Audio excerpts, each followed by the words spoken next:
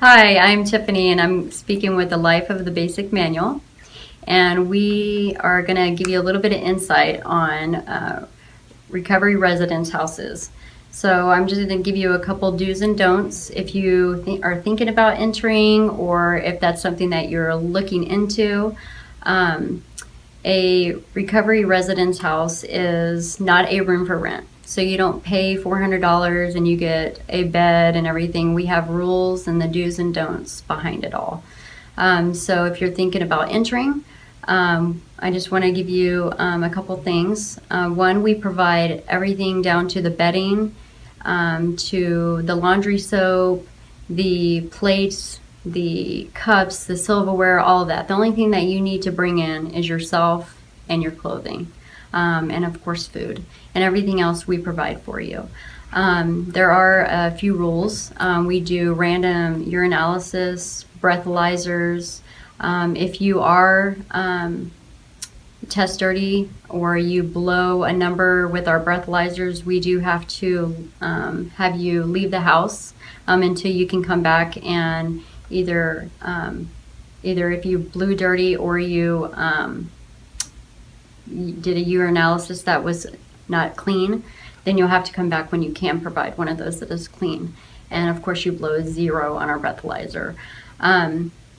You will be roomed with someone. You'll have a roommate, so you will share everything half and half.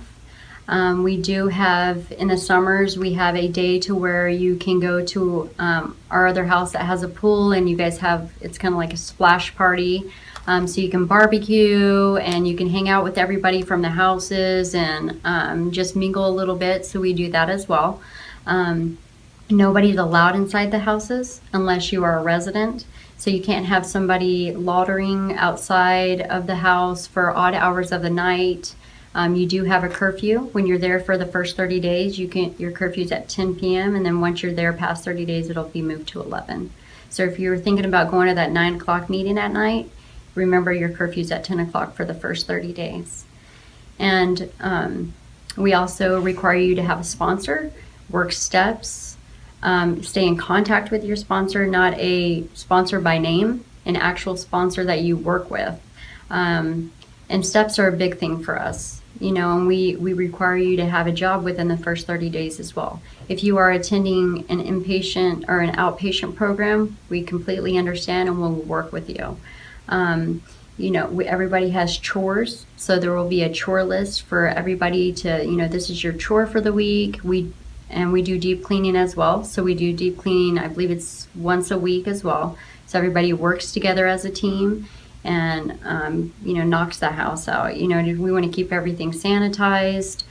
We also check your rooms. So it's just like basic skills all over again. So you need to keep your room clean. You need to make sure your bed's made. You need to make sure you're getting your laundry done. We don't want dirty laundry piling up on the floor. We will, let you know that that's not something that we can have in the house. We don't want bugs to attract. You can't have plates. You can't have cups in your room. We don't need ants in the house. There's a kitchen and a dining room area for that. So that's a couple things, that before you go in, you have a little bit of insight on what we do. And we always have somebody there checking in on the houses. I am someone that comes in the morning and does the just for today with everybody that's there and checks in, see how everybody's doing. And if anybody has any problems, concerns, they can bring it to my attention. I do the shopping as well.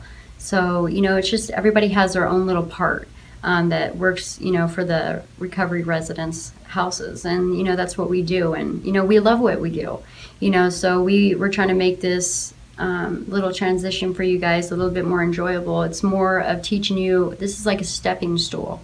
So you go into a house and then you learn what it's like to get a job, to make money, to be able to basic skills, life skills all over again. So once you transition out of the house and you get in a little apartment or whatnot, or even if you're going back to your parents' house or your husband's house or your own home that you had beforehand, and you just need this as a little stepping stone back into recovery to build a foundation or a network. We're just teaching you life skills and basic skills all over again, so that you can be prepared and you're not just thrown out into the wolves. So I just wanted to give you a little bit of what we do there, and So you're just not like in fear all over again of not knowing.